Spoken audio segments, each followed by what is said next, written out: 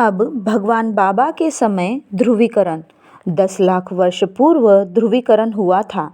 एक ओर सामान्य बंदर थे और दूसरी ओर विकासोन्मुख मनुष्य रूप में बंदर प्रजाति थी। बंदरों की यही प्रजाति अलग होकर सीमीपन से सैम्यन और अंत में छलांग लगाकर मनुष्य के रूप में विकसित हुई थी। मनुष्य बंदरों को गुफाओं में और पेड़ों पर छोड़ आगे बढ़ गया। इस प्रकार यह ऐतिहासिक ध्रुवीकरण घटित हुआ था। यद्यपि मनुष्य का आगमन 10 लाख वर्ष पूर्व हुआ था, परंतु वर्तमान मानव सभ्यता केवल 15,000 वर्ष पुरानी है। अब भगवान बाबा के समय ध्रुवीकरण 10 लाख वर्ष पूर्व ध्रुवीकरण हुआ था। एक ओर सामान्य बंदर थे और दूसरी ओर विकासोन्मुख मनुष्य रूप में बंदर प्रजाति थी। बंदरों की यही प्रजाति अलग होकर सीमीपन से सैम्यन और अंत में छलांग लगाकर मनुष्य के रूप में विकसित हुई थी। मनुष्य बंदरों को गुफाओं में और पेड़ों पर छोड़ आगे बढ़ गया। इस प्रकार यह ऐतिहासिक ध्रुवीकरण घटित हुआ था। यद्यपि मनुष्य का आगमन 10 लाख वर्ष पूर्व हुआ था, परंतु वर्तमान मानव सभ्यता केवल 15,000 वर्ष पुरानी है। 10 लाख वर्ष का लंबा समय हिमयुग जैसी प्रतिकूल प्राकृतिक परिस्थितियों के साथ संघर्ष में व्यतीत हुआ था। 7,000 वर्ष पूर्व भगवान शिव का आविर्भाव हुआ था। उन्होंने विकास की गति तीव्र कर सही अर्थों में मनुष्य का निर्माण किया। वह विश्वैक भाव के प्रबल समर्थक थे। उनके द्वारा प्रतिपादित दर्शन समय से आगे के लिए था। यह स्वाभाविक है कि प्रगतिशील विचार जड़वादी शक्तियों को एकजुट कर देते हैं। शिव के समय में भी ऐसा ही हुआ। निपटारा एक रात्रि में ही हो गया था, जब भैरव ने सारे आर्यवंशीय राजाओं को मार दिया था।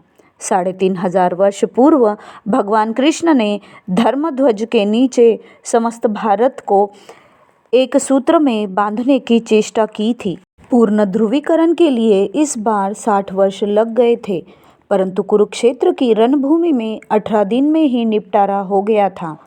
वर्तमान काल में ध्रुवीकरण राजा महाराजाओं, सैन्य बल एवं आसुरी शक्तियों के बीच नहीं, बल्कि विचारों, सिद्धांतों, जन अपेक्षाओं और भाव प्रवणताओं के बीच हुआ। बाबा के आगमन का उद्देश्य है ध्रुवीकरण की गति में द्रुति लाना और सामूहिक आध्यात्मिक विकास को आगे बढ़ाना।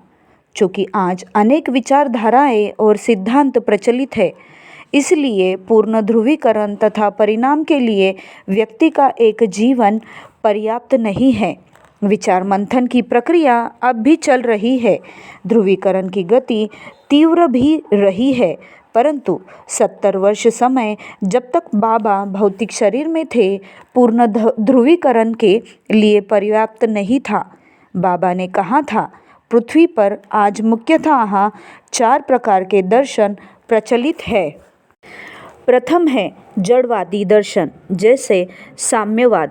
जैसा हम जानते हैं, बाबा जीवन पर्यंत साम्यवाद के विरुद्ध लड़ते रहे। दूसरा है आत्म सुख तत्व पर आधारित पूंजीवाद।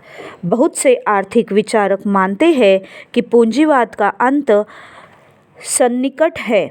तीसरा है भाव जड़ता पर आधारित मजहब तथा जाति, नस्ल, भाषा, क्षेत्रवाद तथा राष्ट्रीयता जैसे संकीर्ण भाव प्रवणता पर आधारित दर्शन, जिसे विश्वैकतावादी चुनौती दे रहे हैं।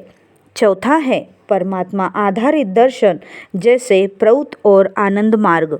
ध्रुवीकरण की प्रक्रिया को जिसे बाबा ने प्रारंभ किया है, अब भी चल रही है।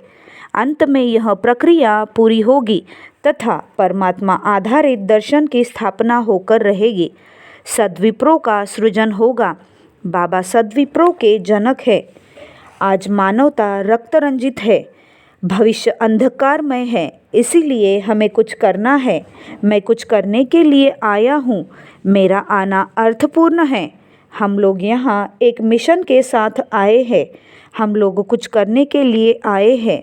वास्तव में यही कारक तत्व है। इसका परिणाम क्या होगा? इसका परिणाम यह होगा कि एक दिन विश्व स्वीकार करेगा कि मानव जीवन एक और अविभाज्य है और कोई शक्ति गौरवपूर्ण मानवता को नष्ट नहीं कर सकती। हम लोग मानवता की रक्षा के लिए आए हैं। हम मानवता की रक्षा करेंगे। बाबा।